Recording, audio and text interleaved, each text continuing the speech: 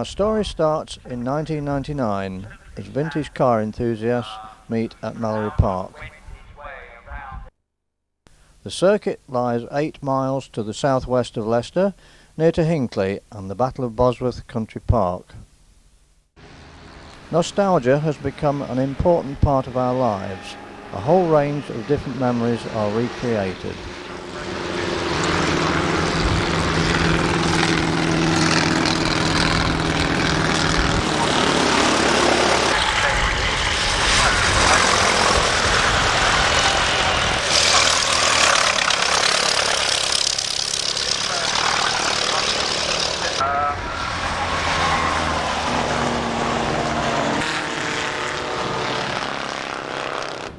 These Cooper Bristols date from the mid-1950s.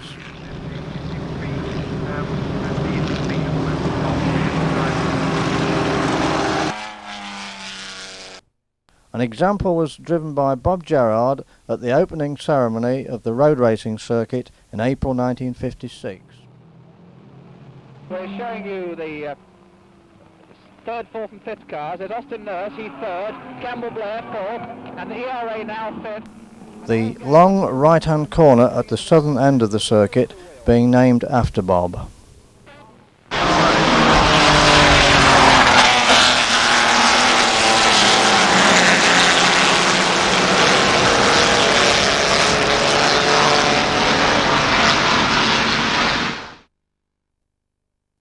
The 1.35 mile track was created within the grounds of the former Kirkby Mallory Hall, which once had associations with Lord Byron. Lees in the Cooper Jaguar, well out in front and being hard pressed by Austin Nurse in the Lotus Bristol. And as the camera swings round, we'll give you some idea of the vast crowd that's arrived here on this lovely summer's day to see the racing and to enjoy themselves in the sun. The route followed the earlier oval pony track with the addition of an inclined extension to Shaw's Corner. Into Shaw's Corner. It's Mallory leading. First laps of the unlimited sports car race, production sports car race, filmed from Shaw's as they all come in here, all in a bunch.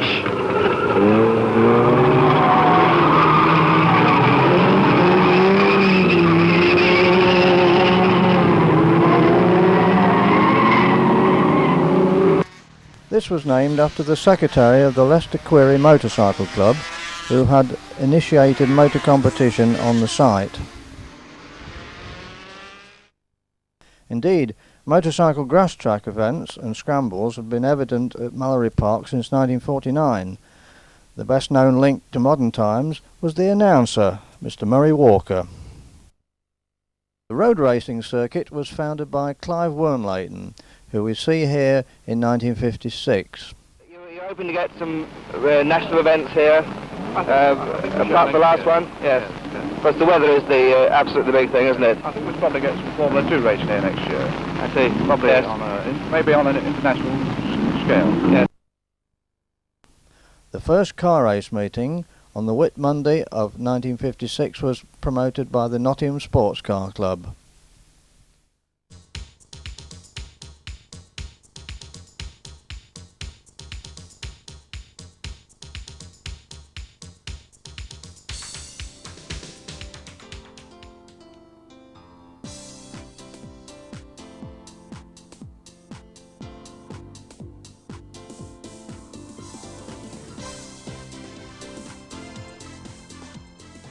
And in approximately 25 minutes we should be having the first race on the programme.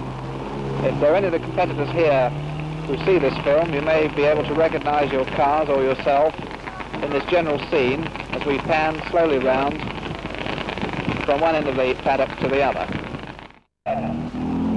We thought you'd like to see some of the competitors coming up to the starting grid for the sports car race for cars up to 2.7 litres, and here are a few of them just measuring out of the paddock up onto the grid.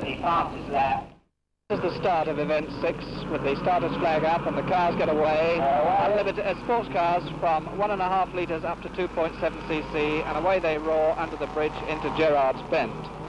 Now here's the leader, Austin Nurse, on the first lap. John Goldman. gaggle of them just coming round the corner now, as you can see. Austin Healey hundreds, Pajeros, the Aston Martin Cooper chassis job. Here they come, a whole crowd of them. TR2, the Morgan, another TR2, Austin Healey 100. Here's the winner, Austin Nurse, on his last lap, followed by second man. There he goes, and behind him we've got Dalton in the Austin Healey 100, who's second. Pat Stilley interviewed many well-known personalities at those early race meetings. Yeah, Austin Nurse and the second man up, John Dalton, who are no strangers to our cameras, both at Gamston, Dalton Park and at Silverstone. Now, Austin, what do you think about this circuit? I like it very much. Did you enjoy your dice with John here? I enjoyed it, yes, it's really good. It seems a bit slippy around here for me, but... Does it? Do you prefer it to Silverstone? Oh, yes, it's more interesting. Good. Now, what More about you? the circuit. What about you, John? What have you got to say? I think it's very good. I think the first thing that you notice is how smooth it is compared with all the airfield circuits. Yes. And we're not used to driving on a smooth surface. I think that is probably Well, we'll be very, very pleased to see you come again if you'll come to our August meeting. Well, if you'll have us. Well, we'll be very pleased to have you, both of you. And thanks very much for giving us a very good race between you. Okay. All the best to you. Cars are lined up for the Formula Libre event, and there they are on the starting grid, and that's the 2-minute signal before the race actually starts. 5 seconds to go. The cars are all on the grid with their engines running. Notably in the front is Flint in the ERA Jaguar and John Dalton in the Austin Healey 100M, and there they go. So the 15-lap Formula Libre event. 5 laps gone, and the leader is the Jaguar just gone by, the C-Type, number 63, driven by Allison, being pressed by Flint's ERA Jaguar. 5th in the overall position, and not too badly placed at all considering the type of car he's driving, is John Dalton, seen here as he sweeps through the S-bend. Now, ladies and gentlemen, I have with me here today somebody that you know very well, Mike Andrews, one of the prime movers in the Nottingham Club. We've been in the fortunate position today of actually turning some entries away. Yes, my first racing event was at Mallory Park, the first race meeting at the opening of Mallory Park. And I was driving a TR2 in those days, which I enjoyed very much. And bits of string and oil drums. Vividly remember the first meeting on Whit Monday 1956, situated at the entry to Shaw's Corner on the outside of the circuit on a virgin piece of ploughed clay, 2 straw bales and 3 of us and a fire extinguisher sharing this lot. All the 500s, the Formula 3 cars, coming up like a horde of demented ants, sort of about 6 abreast it seemed, aiming to get round Shaw's Corner, which of course they never did. On to the second 500cc race, and here they are coming into Shaw's Corner with 32 Haig in the Cooper Jag in the lead.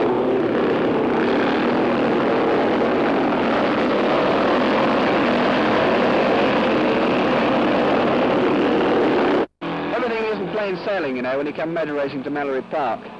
As you can see here in the paddock, the competitors are working feverishly on their 500, welding torches going on the exhaust system, and Henry Rilett, one of the scrutineers with Alf Natris, inspecting the steering geometry on the front.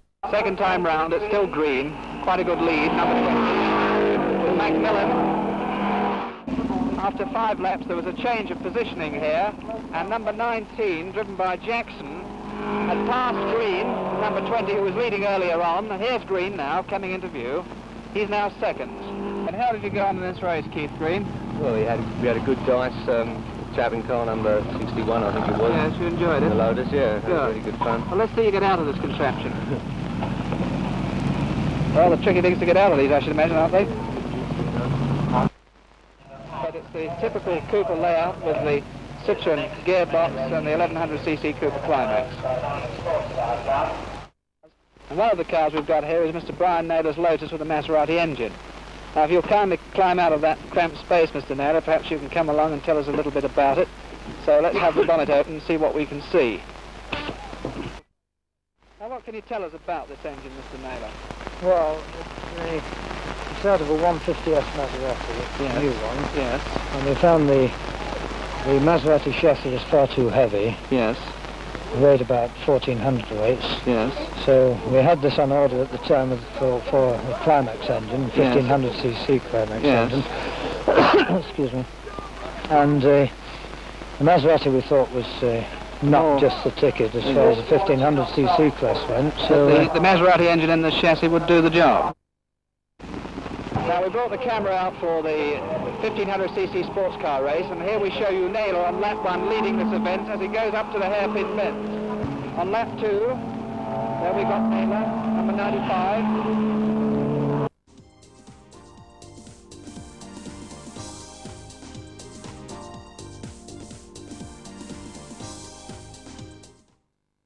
Yes, that's okay. Up to standard, Mr. Norris, that's it. What are you looking for now, Mr. Allett? Just looking to see if there's anything hanging down that shouldn't be there. The 6th lap, and Coombs still in the lead, going a very fast race. I beg your pardon, now in the lead, with Coombs pressing it once again into Shaw's corner. One or two very gently calling on this one. A pace that needs no introduction at all. Our own well-known Bob Gerrard. Bob, you were racing here last time. You've been on a circuit once or twice. What did you think of the circuit when you had a decent motor car on it last time? It's an excellent circuit. It's definitely fast for the length of the lap. It's one of the fastest circuits in the under 2 mile lap range. A large crowd that attended this meeting on the Devil's Elbow opposite the starting grid. They didn't say how many there would be here, but I should think somewhere in the region of 20, 25,000, maybe a few more. Considering the weather, I think it's a very good turnout.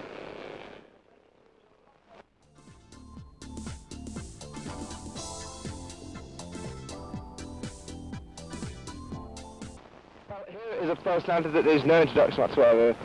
It is, of course, Ken Wharton, and we are very pleased to see you here today, sir. This is your first visit to the track, isn't it? It is indeed. Unfortunately, I couldn't get along to the official opening. I was very disappointed about that, but unfortunately other commitments rather came first. Tell me again, what do you think of the circuit? Well, quite honestly, I haven't been around it, but what little I have seen of it, I think it's quite fascinating. And the thing that impresses me more than anything is how much adhesion there is in the wet. Well, we're beginning the Formula 1 race, 20 laps, and they're away. And right in the lead goes the Cooper. Here it comes, Naylor leading in the race, and Campbell there following Cooper Bristol. Here they come again. This is a very close race indeed. And Naylor in this torrential downpour is really established the lead now, being some 20 to 30 seconds in front of Campbell Blair. Checkered flag and winning all the lead of the race. A very excellent race indeed. Tony Marsh, the reigning Hillclimb champion, number 2, driven in 1100cc motor car. An excellent performance. And coming up to Shaw's corner now is a Cooper Norton, number 7, Broadhead, number 3, Cooper Norton.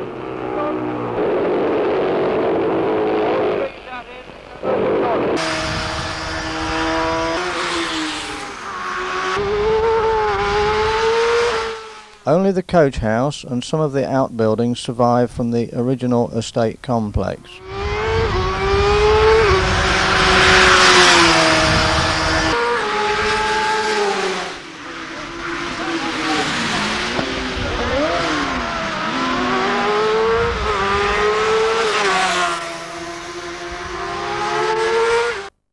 In front of this range, a modern clubhouse was opened in September 1956.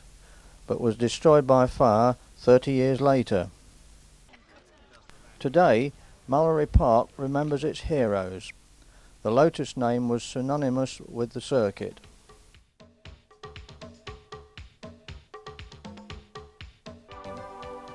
Colin Chapman is remembered also.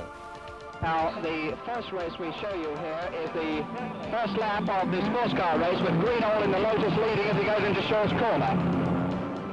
Now, what you're looking at now is part of the 20-lap Formula Libre race, and this is Greenall in the Lotus leading. Although how we can arrive at Formula Libre, I don't know, because most of the cars in this event are 1100cc engine Lotuses with the Climax engine.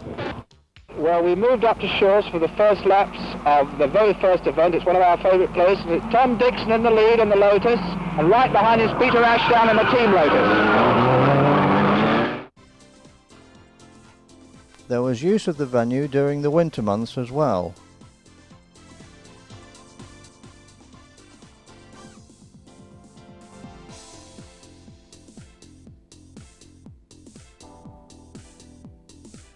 In those days, of course, the rallies went on all night, a breakfast stop, and finished at lunchtime the following day, and sometimes with a driving test on one of the circuits.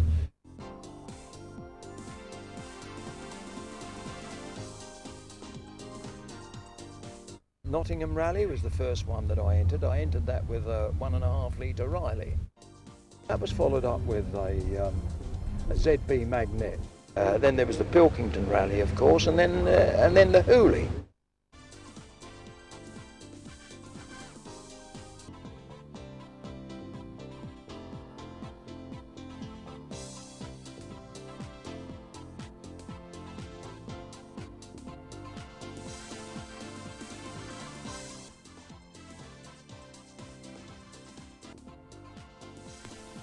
At first, there was no lake. In 1957, a small pool had been formed for fishing.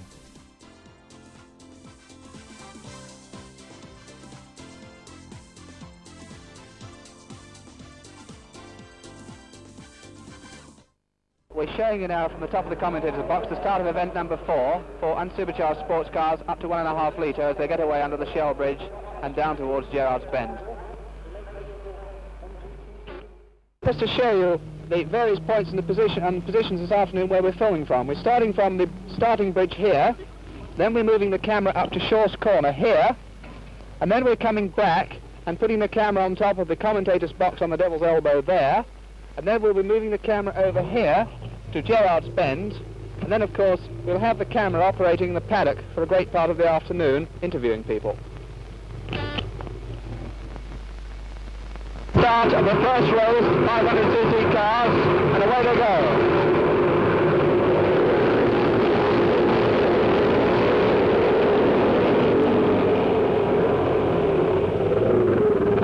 There's Jones coming into the lead as he comes through the Devil's Elbow.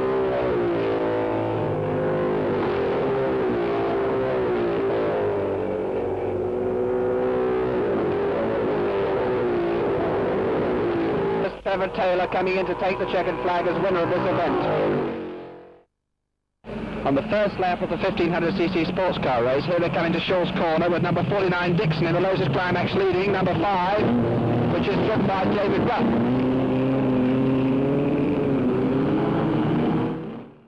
By lap 2, here's Tommy Dixon. He's increased his lead, pulled out slightly. David Rupp still in second place, and watch them go around Shaw's here.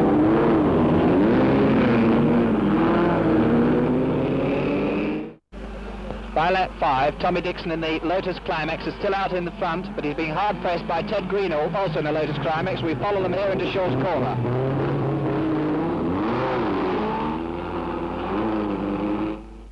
We're showing you now from the top of the commentator's box the start of event number 4 for unsupercharged sports cars up to 1.5 litre as they get away under the Shell Bridge and down towards Gerrard's Bend.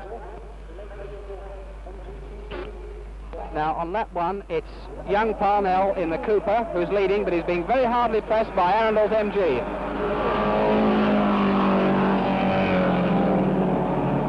Around Shaw's Corner on the same lap, and a whole bunch of them.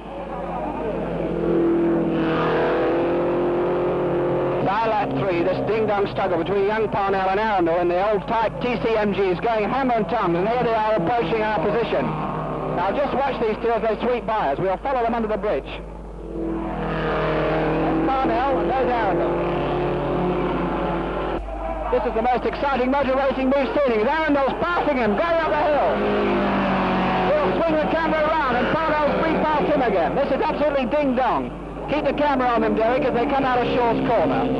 Remember, Arundel is in an early type TCMG and Parnell is in a Cooper. There's a hell of a difference between those motor cars, but boy, can this youngster drive.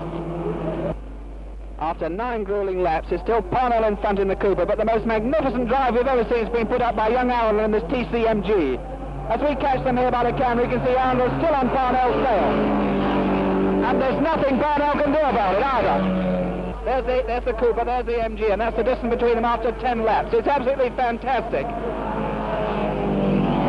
could close this short Park without introducing to you somebody who we feel has driven better than anybody we've ever seen drive at Mallory before. I'm referring to Peter Arundel here, who comes from where, Peter? Upminster, Essex. Upminster in Essex.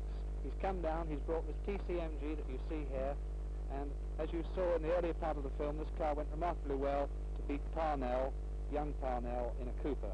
Now tell us a little bit about what you do, Peter. Well, I work for my father in our garage, as it were. Yes. Spend just about every evening I have Tuning in the car. Well, by Jove, you certainly can make the motor car go, and you certainly can drive it. And I would like to congratulate you on behalf of the Nottingham Car Club and the people who've seen this meeting at Mallory Park today on a magnificent achievement. We really think it's the finest drive we've seen. And with that, we'd like to close this very short film on Mallory Park.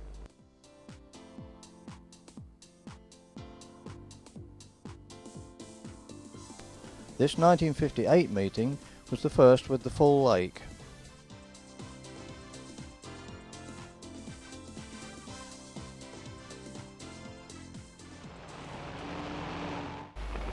As a change from motor racing, they're putting on a speedboat event at Mallory Park today, and I have with me here the owner of Jenny, a Derby class hydroplane, David, is that right? That's right, yes. Mr. David Ashmore, who is also a member of the Nottingham Car Club. Now, David, very quickly, can you tell us a little bit about Jenny? Yes, well, it's 12'6" long. Yes. It's what we call a stepped hull, yes. A hydroplane hull. And engine? It's a Ford 10 with a supercharger on. Boost? How many pounds per square inch? Well, about 5. About 5. And speed, maximum speed, David, everybody's interested in that. Well, I don't know. I should say 35 to 40. 35 to 40 miles an hour. There goes David and Jenny. See the acceleration as the boat pulls away up the lake here. Very, very fast. I think 35 to 40 miles an hour is just as fast as I said, as 120 on a road. And there she goes across the lake. This is the scene on the lake as we watch Jenny disappearing. Some of the other boats here. Ooh La La, outboard with the Johnson engine, very attractive machine. One thing is very obvious, the noise is pretty high. These are the outboard hydroplanes. And as you can see, they kick up an awful lot of spray. And the idea seems to be to get round the buoys as quickly and cleanly as possible. Life jackets and crash hats definitely seem to be the wear. Here's 3 of them weaving between the buoys here. Must be very difficult when you get in a competitor's backwash, because the boats are so light they skip about all over the place. Now this makes for a bit of a change. One of our friends here doing a bit of water skiing. We hope that he'll do something spectacular for us. Whether he will or not, I don't know. This is a very unusual motor car we've got here. It's the Lotus Elite. It's not the first time it's been at Mallory Park, but it's the first time we've had it at the Nottingham Car Club meeting. Now I have with me here Mr. Ian Walker from London, who is the owner. Now Ian, how many times have you had this car out? 3 times already. 3 times? And what sort of performance have you extracted from it during the 3 times? I think very successfully. We had a first at Silverstone on the first event. Yes. A first again when we came up here to Mallory Park. Uh-huh. And unfortunately last weekend we couldn't do that. We got a third. Yeah. That was due in fact to one of the spark plug leads coming adrift. Off, yes. Now we're showing you the start of event 2, the Series Production Autosports Sports Car Championship, as they get away from under the bridge. As they come into the S's, it's Ian Mackenzie, it's Ian Walker, I beg your pardon, in the Lotus Elite, as they come through the S's here, but he's being pressed by the Porsche. There they go. There's the Porsche.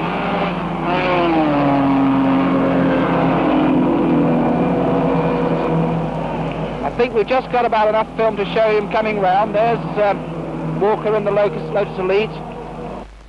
Ian Walker, having gone through in the Lotus Elite, is a very easy winner. We're showing you now Tom Barnard and Tooley. Barnard in the Elva Curry and Tooley in the MG as they fight it out through the S's here.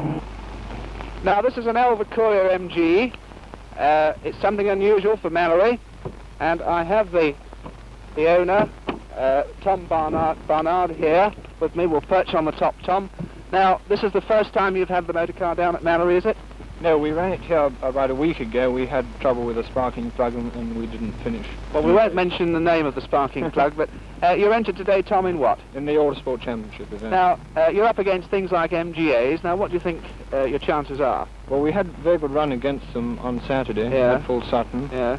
But we got two very fast MGs in the class against us. A squeal of tyres, and here they come through the other side, and Tooley's still in front. They've been having a real scrap the whole way through the race here. Barnum weaving in and out at the back to try and get through.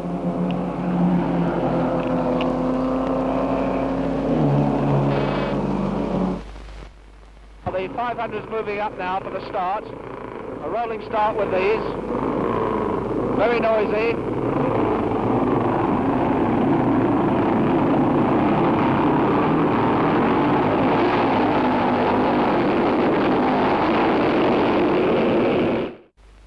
By lap 4, as we watch the Devil's Elbow, it's Catherwood in the lead. Number 12, Catherwood, followed by Bloor, and number 6.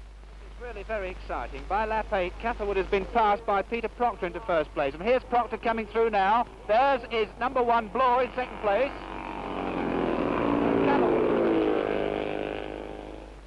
getting the checkered flag. Second man up, Bloor getting the checkered flag. And as the camera swings back from the starter, you can see some of the really vast crowd that are here today. We estimate 25 to 30,000, and very colourful they look too. 40-lap race, the longest race we've had here, and coming into the lead at Shaw's on lap 1 is Ashdown and the Team Lotus, followed by Tom Dixon and Briley.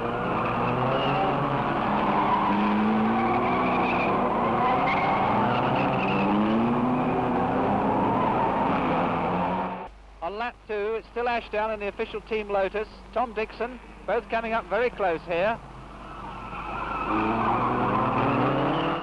After 9 laps, this is how the two leaders are. Ashdown, Dixon. They've been going round like this, nose to tail. He's going to slip by. No, he's not. It's a very, very close thing indeed. Splitting up the Lotus Benefit is Briley in the Little Victoria Climax, still in third place. There he goes through Shaw's.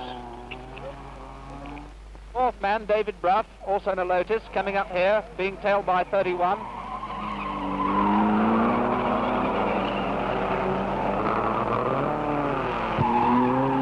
Lap 23, and they're still nose to tail.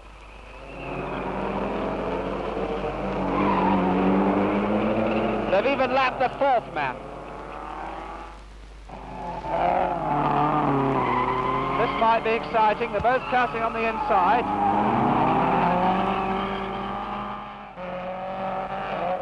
That's how Tom Dickens passed him on lap 28. On the 32nd lap, Ashdown moved into the lead again because, bad luck, Dixon's car is boiling. I don't know whether you can see the steam underneath as he goes through here, but it definitely is boiling. Now Ashdown in the Lotus is the winner. Here he is, number 5, he's the winner. Unfortunately, Dixon had to retire with overheating, so that lets Ashdown leading into the lead. Now here's the second man, Briley, 1 lap behind Victoria Climax. Now third man, number 28, David Bruff, here he comes, 28, he's third. Right, ladies and gentlemen, I have here on my right Tom Dixon from Perth, Peter Ashdown from London. Peter Ashdown just won the last race, Tommy Dixon breathing down his neck for a long time. Well, Tommy, we were very sorry to see you boiling. We hope you enjoyed the race. You looked as though you were. Yes, you yes, did. enjoyed it very much. You did. You've come all the way down from where? Down from Perth, Scotland. From Perth, Scotland. 300 miles. And he's competing here with Peter Ashdown, who's been driving a Works Lotus. We thought it was a wonderful race. We actually saw you pass each other at Shaw's. Now, what do you think, Peter? I think it was a marvellous race. I can't understand the pace being so hot for so long. No. Obviously, Tom just Well, wouldn't give up. That's right. The spectators enjoyed it, and so did you. Good. Congratulate you both. Thank you very much. Thanks a lot. Thank you.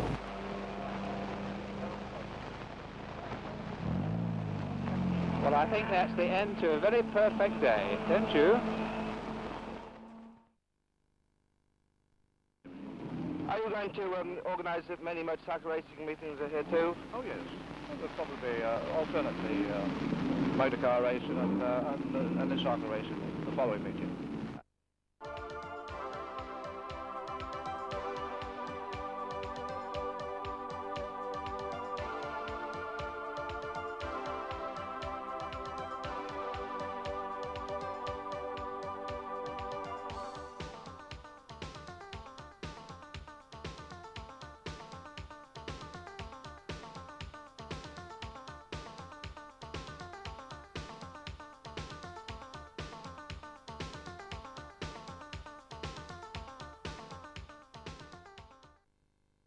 1958 was also a landmark in Mallory Park's motorcycle history.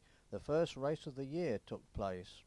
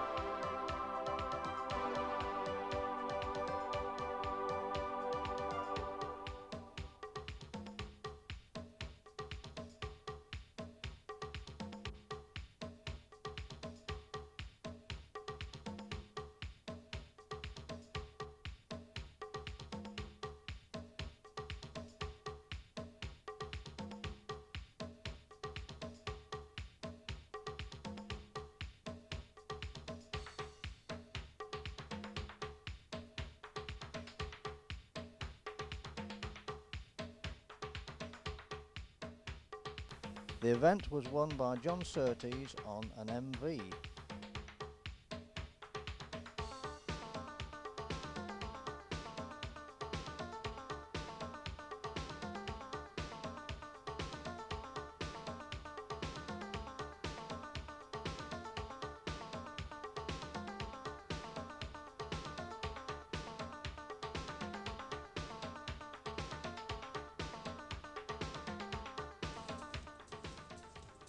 This great event created the tradition for today's motorcycle races.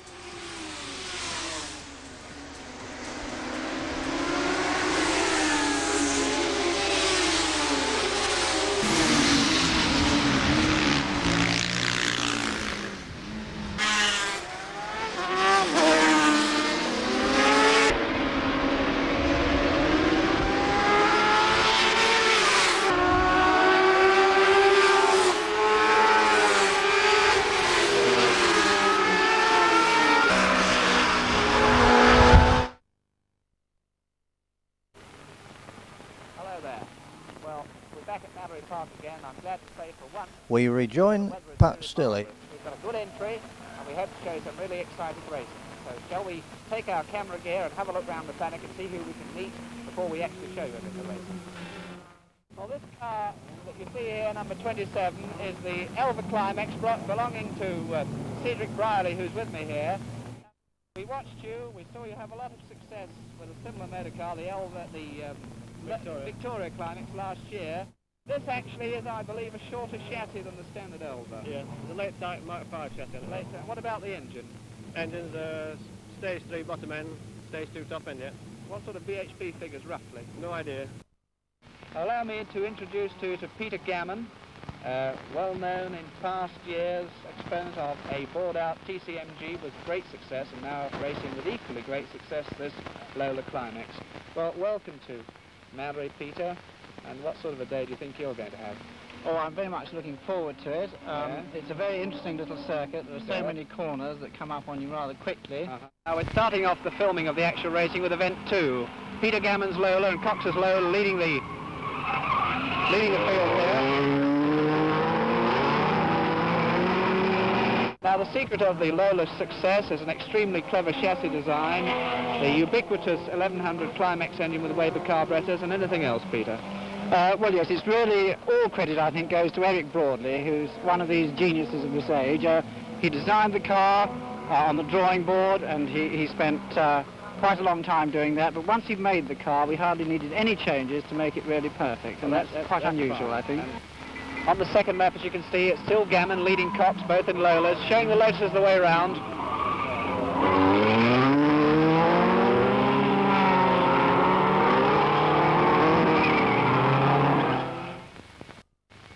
It's a fabulous motor car, ladies and gentlemen, quite the biggest we've ever had at Mallory, and it is a Chevrolet Corvette, and I have alongside me here the owner, Sir Gawain Bailey. Now, can you tell us a little bit about this motor car? Well, this is an American car, as you probably know, with a very large engine compared to English and European cars, which give you a lot of horsepower. Yes. Approximately how much? Just approximately 290, well, that is what the makers claim. First laps of the unlimited sports car race, production sports car race, filmed from Shaw's as they all come in here, all in a bunch.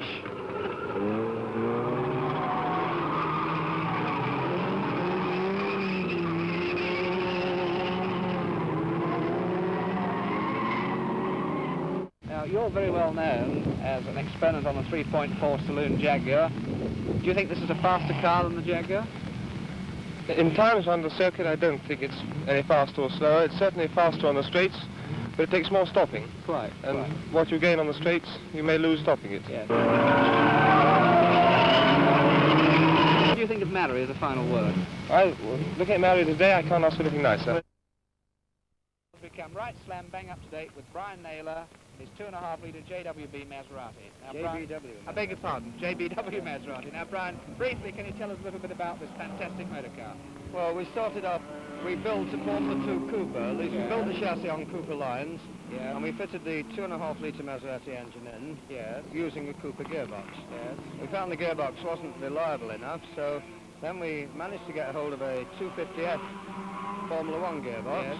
Which you've fitted. Which we've now fitted, but we had to alter the whole of the chassis design.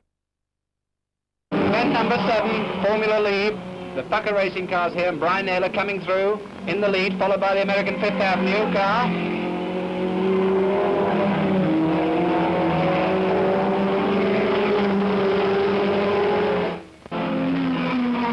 It's still Brian Naylor. The noise is terrific here. Tony Marsh second, and the American Fifth Avenue driver third. It's still Brian Naylor leading from Tony Marsh and the Fifth Avenue racing team.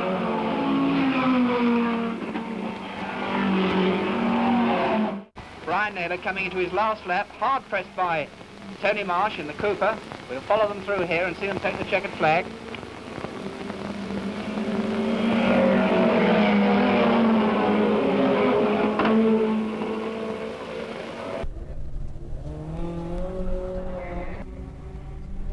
Do you prefer the speed events or the racing?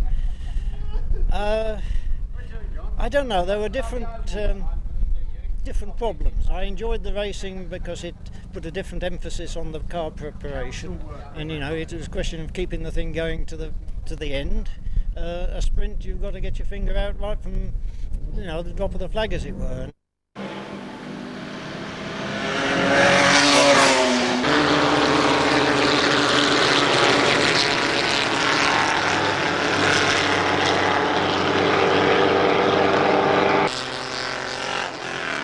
Vintage cars have always been a favourite at Mallory Park. What a magnificent lineup of vintage machinery here. The 2 ERAs there, the little Austin 7, the Alvis, 2 magnificent Aston Martins, 3 magnificent Aston Martins, chain drive Fraser Nashes, the Hyper Lee Francis.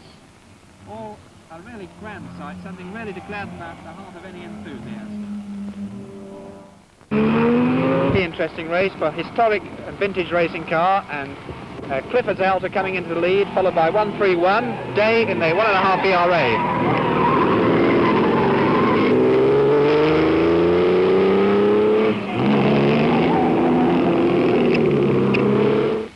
Well, this Aston Aston Martin car here that you can see. The gentleman is with me, Mr. Bob Fowler from West Bridgeford.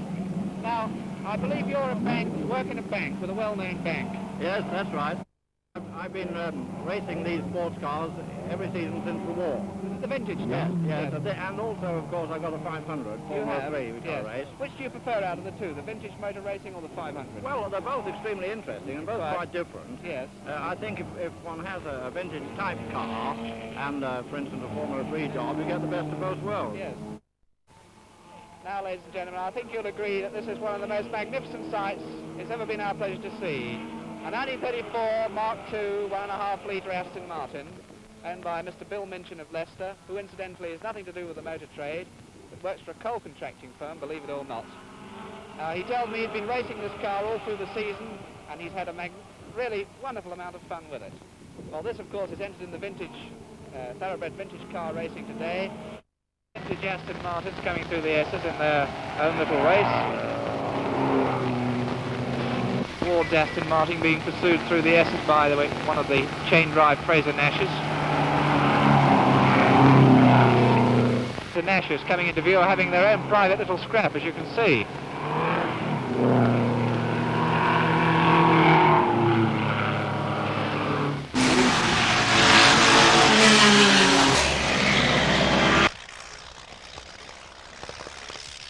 Pat Stilley takes us through some more of those nostalgic memories.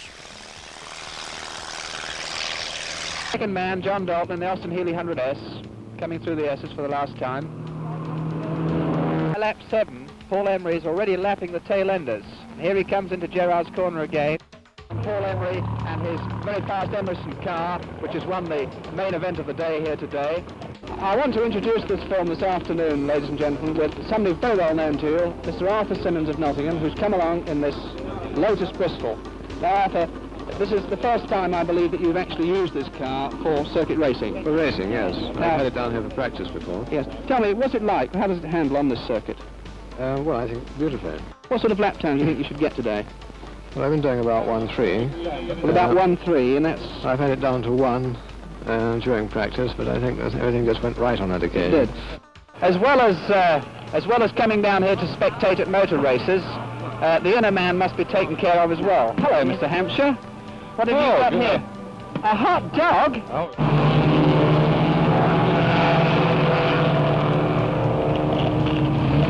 Now then, ladies and gentlemen, I've got one of the few lady competitors that we've ever had at Mallory with me today, and that is Mrs. Pauline Maven.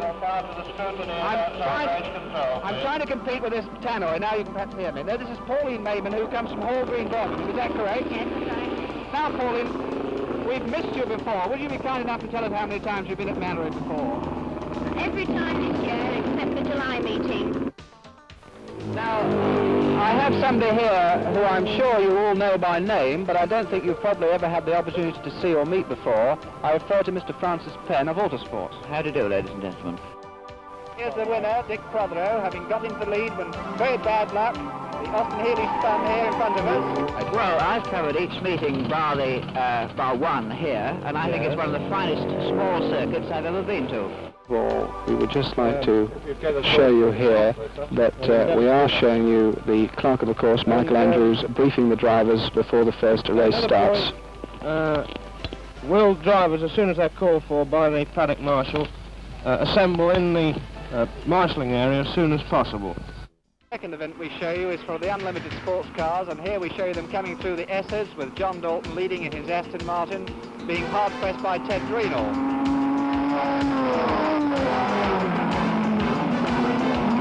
Here we've got Whitmore, the leader, coming into Shaw's, Lotus Elite.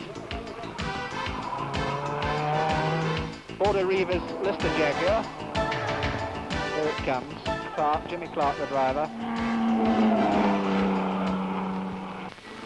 Third time round is still Dixon leading with Clark pressing. Jim Clark was one of Mallory's most famous early visitors. Ferguson being closely pressed by Jimmy Clark, who's caught up from being a lap behind. However, the great man needed all his skill and courage to pass Chris Meek. This name would be engraved in history as the man who rescued Mallory Park. Second lap round, Clark in the Lotus Elite, followed by Meek in the Elva Courier. and Ferguson in the Albacoria.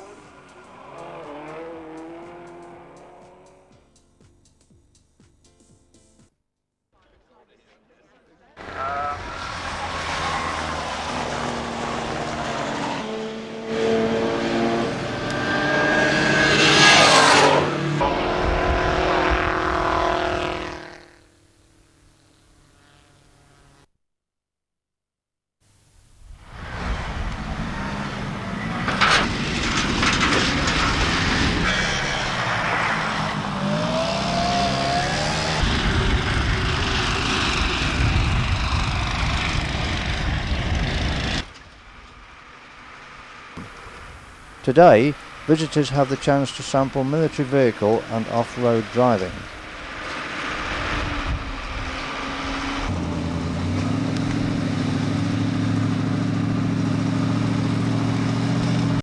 The 1960s saw many changes, including the arrival of the E-Type Jaguar at Mallory Park. The development of saloon car racing provided more opportunities for club competitors. True to Clive Wormleighton's prediction, Formula 2 had been the highlight of single-seater racing. Peter Blaney was a race official. May 1962 was a highlight because we ran an international Formula 1 meeting at Mallory Park.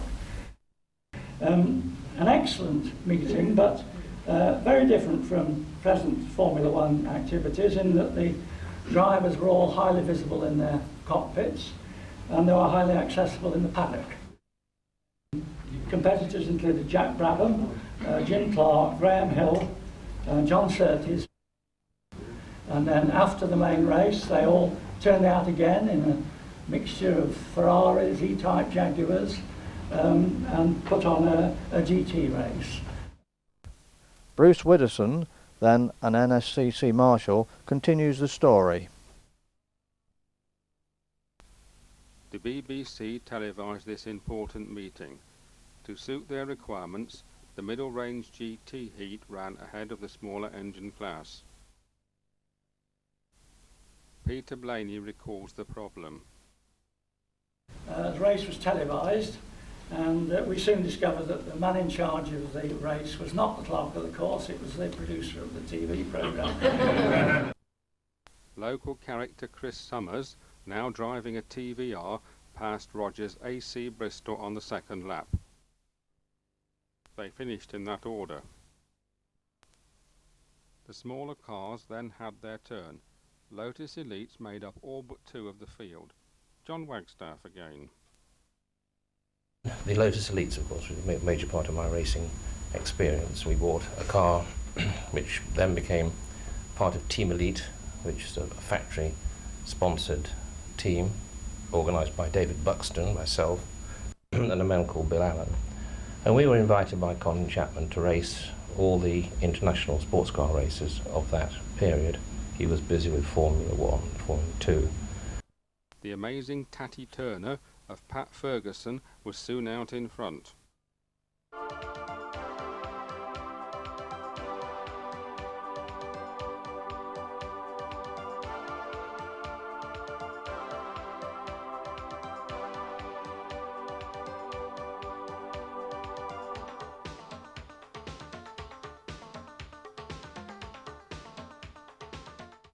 The Elite Challenge was taken over by Sutton in the red car.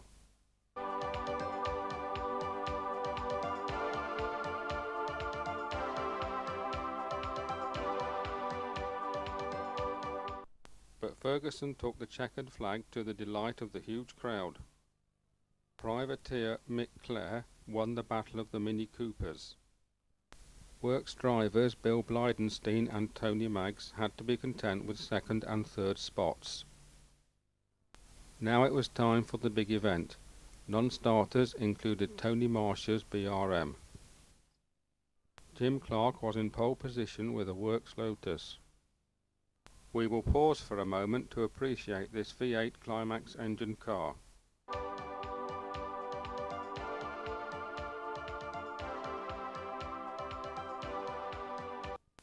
Jack Brabham had flown in by plane.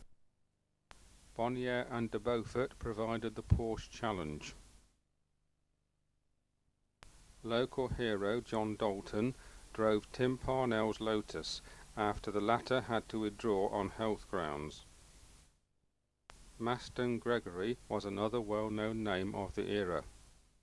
The Beekeeper helmet identified Mike Parks in the Bowmaker Yeoman Cooper. Graham Hill soon adjusted his driving style from the BRM to suit Rob Walker's four-cylinder Lotus. This was the ex-Sterling Moss car. Peter Blaney again. One of the sort of sad episodes about that was that Lyme Wormlake, the owner at Mallory, had insisted he'd negotiated an entry from Sterling Moss, but of course a few months previous to that he'd been very badly injured, and that was the end of his racing career, so there never was any question of him actually being a starter. From the drop of the flag, John Surtees shot into the lead in the fabulous V8 Lola. He was pursued by Brabham in the Works Lotus and Gregory in the UDT Laystalk Lotus. Soon Hill and Jim Clark were moving up the field. Dalton had to retire the Parnell Lotus with mechanical problems. Clark suffered the same disappointment with loss of oil pressure. It was decided not to risk the engine with the Grand Prix at Spa coming up the following weekend. Brabham closed on Surtees but then held back, probably for the same reason. The race settled down as the weather conditions remained fine. Surtees won the race from Brabham, the difference 18.2 seconds. Hill was a creditable third with the privateer car. These three men were the only ones to finish the race, having completed all 75 laps. Fourth was the ever hard-working Mike Parks in the ex-Surtees Cooper. The 2,000 guinea cheque was presented by Leonard Lee of Coventry Climax, and the Coventry Cathedral Silver Salver was received from Mrs. Lee. The £500 second prize was presented to Jack Brabham. Graham Hill was quoted as saying that a nought had been missed off his £200 third place award.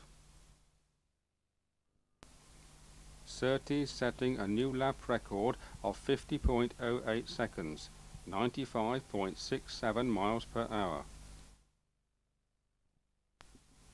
We were then treated to three of the drivers going straight out for the large capacity heat of the GT race.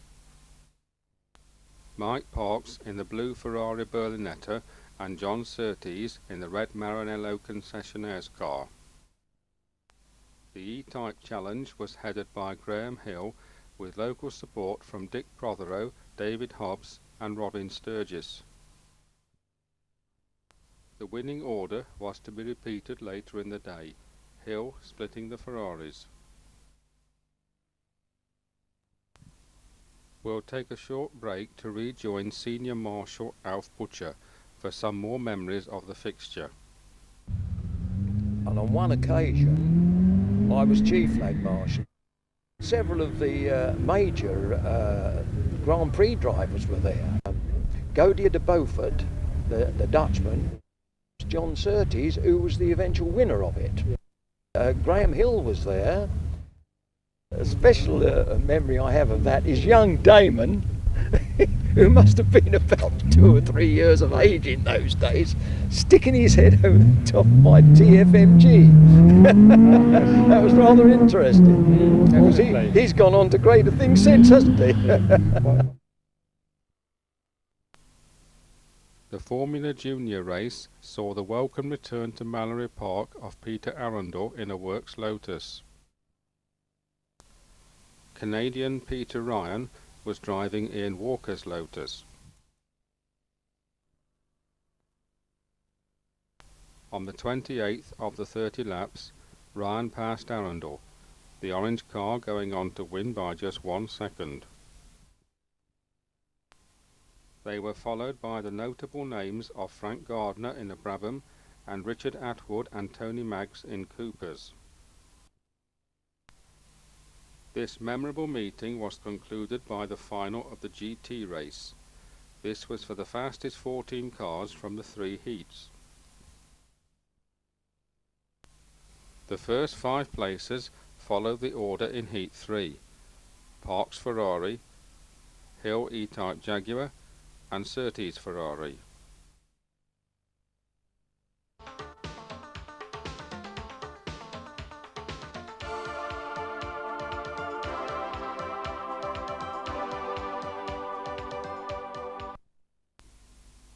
In fact, Hobbs, the 4th place man in car 54, and Prothero, 5th in the fixed head coupe number 53, were so intent on their own battle that they almost bowled the 3 leaders, who were a whole lap ahead.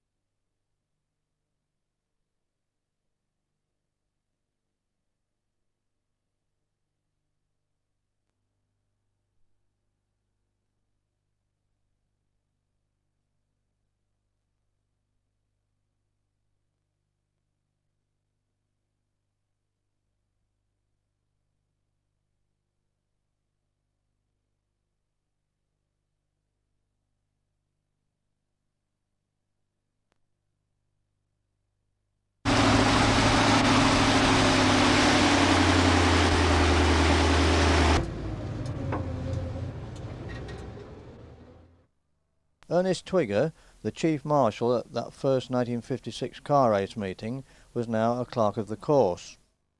We join him for a sentimental journey around Mallory Park.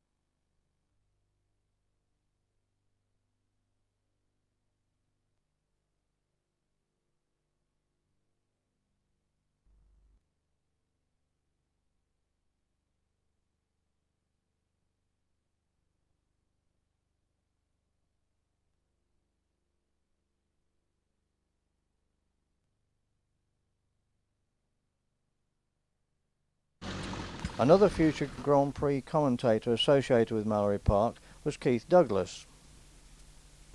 And I found myself then as the elected commentator, and I quite enjoyed it. That started my career in commentating, which eventually then took us to Mallory Park. Then I was invited back to Silverstone and became the resident